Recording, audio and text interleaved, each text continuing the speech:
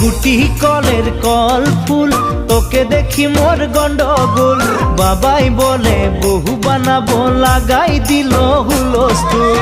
গুটি কলের কল ফুল, তোকে দেখি মোর গন্ডগোল। বাবাই বলে বহু বানাবো, লাগাই দিল হুলস্থুল।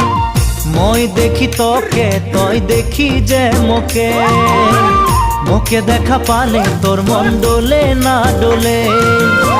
মই দেখি তোকে, তুই দেখি যে মোকে, মোকে দেখা পারে তোর মন দোলে না দোলে।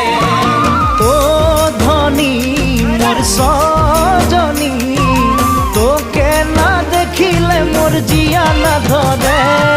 গুটি কলের কল ফুল, তোকে দেখি মোর গন্ডগোল। বাবাই বলে বহু বানাবো, লাগাই দিল হুলস্থুল।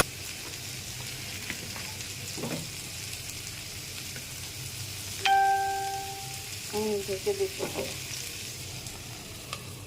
কিছু সময় পর ঢাকনা তুলে দিতে।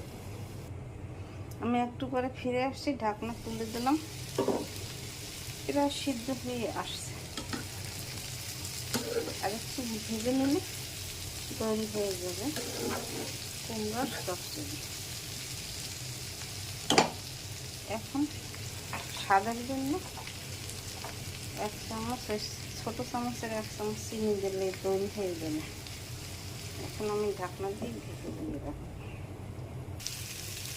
দেখুন আমার কুমড়ো ভাজা তৈরি হয়ে গেছে। কুমড়ো ভাজা তৈরি হয়ে যায়।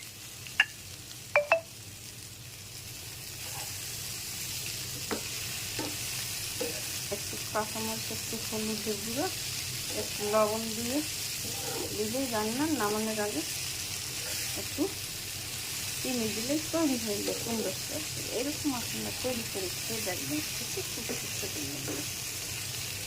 অনেক জাল দিলে পুড়ে যাবে, তাই হালকা মিডিয়াম আঁচে ভাজতে হবে।